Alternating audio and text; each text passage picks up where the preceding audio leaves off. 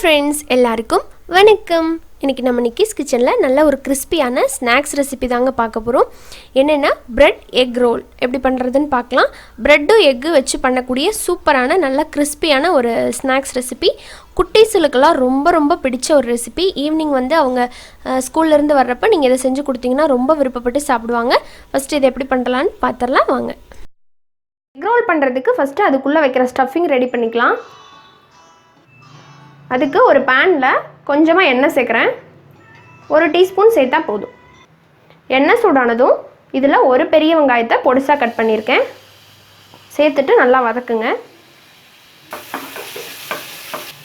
இப்போ இதோட இஞ்சி பூண்டு பேஸ்ட்டு சேர்க்கணும். இருந்தால் 1/2 டீஸ்பூன் சேர்த்துக்கோங்க. நான் 2 பல்லு பூண்டு கொஞ்சமாக இஞ்சியை தட்டி எடுத்திருக்கேன். இப்போ வெங்காயம் லைட்டாக வதங்கிடுச்சு. இப்போ நம்ம வந்து ஃப்ரை பண்ண போகிறதுனால இது ரொம்ப ப்ரௌன் ஆகணுங்கிற அவசியம் இல்லை. லைட்டாக வதங்கினாவே போதும். இதில் வந்து இப்போது கொஞ்சமாக ஒரு 1/4 டீஸ்பூனை விட கம்மியாகவே மஞ்சத்தூள்,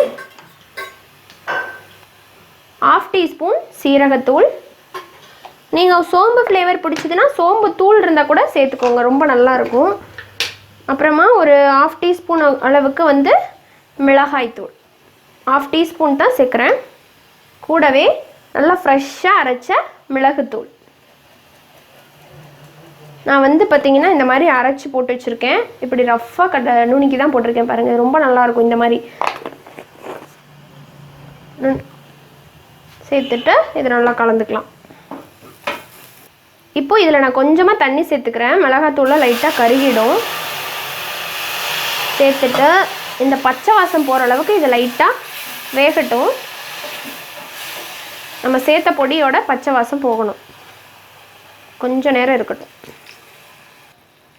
இப்போது அடுத்ததாக முட்டை சேர்க்கலாம். முட்டை வந்து 3 முட்டையை நல்லா வேக வச்சு லைட்டாக இந்த மாதிரி க்ரஷ் பண்ணியிருக்கிறேன். ரொம்பவும் பிடிச்சிட வேண்டாம், லைட்டாக அங்கங்கே கொஞ்சம் பெருசு பெருசாக இருந்தால் நல்லாயிருக்கும்.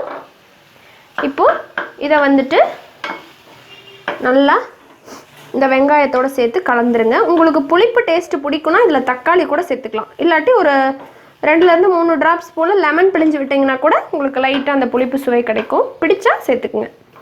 ஸோ நான் சேர்க்கலை, பிடிச்சா சேர்த்துக்கலாம். இதோட மிச்சம் இருக்கிற இந்த முட்டையும் சேர்த்துட்றேன். சேர்த்துட்டு நல்லா கலந்துக்கலாம். இப்போ தேவையான அளவுக்கு உப்பு சேர்த்துக்கலாம்.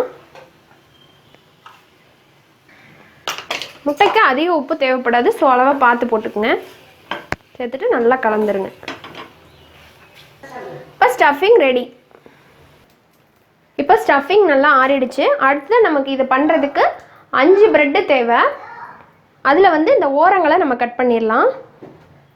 ஓரங்களை கட் பண்ணி எடுத்துடலாம்.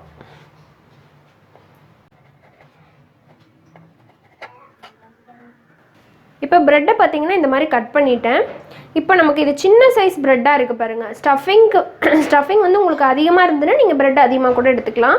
சாண்ட்விச் ப்ரெட்டாக இருந்ததுன்னா உங்களுக்கு ரொம்ப யூஸ்ஃபுல்லாக இருக்கும். பட் எனக்கு இன்றைக்கி கிடைக்கல, அதனால நான் சின்ன ப்ரெட்லேயே பண்ண போகிறேன். இந்த மாதிரி ஒரு பீஸ் எடுத்துகிட்டு ஒரு பவுலில் வந்து தண்ணி, பச்சை தண்ணி தான், அதில் வந்து லைட்டாக இப்படி டிப் பண்ணிக்கலாம். டிப் பண்ணிவிட்டு திரும்ப அதை வந்து ஸ்க்வீஸ் பண்ணிடுங்க, பிழிஞ்சிருங்க.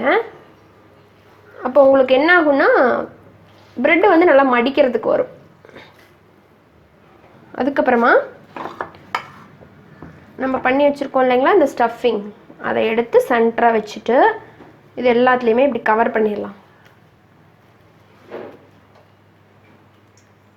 உங்களுக்கு அங்கங்கே உடையிற மாதிரி தான் இருக்கும் ப்ரெட்டு, அது ஒன்றும் பிரச்சனை இல்லை. அப்படியே நல்லா ரவுண்ட் ஷேப்பில் வந்து கவர் பண்ணிடுங்க. ஏன்னா நம்ம ப்ரெட் கிராம்ஸில் அடுத்து தான் டிப் பண்ண போகிறோம்.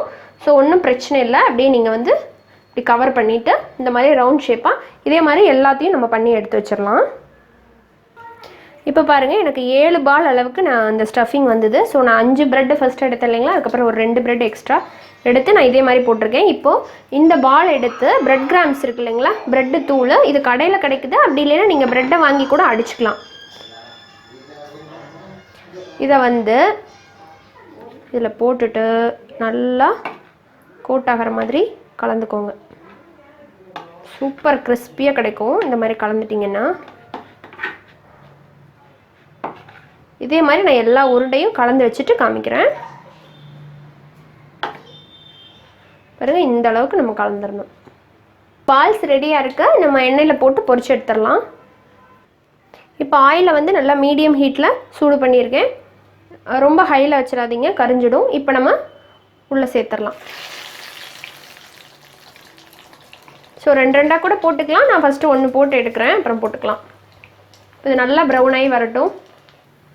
இப்போ பாருங்கள், 2 பக்கமும் நல்லா கோல்டன் ப்ரௌன் ஆகிட்டு சூப்பராக நல்லா கிறிஸ்பியாக வந்துருச்சு. இப்போ இதை வெளியே எடுத்துகிட்டு அடுத்தடுத்த பாலை இதே மாதிரி நான் போட்டு பொரிச்சு எடுத்துக்க போகிறேன்.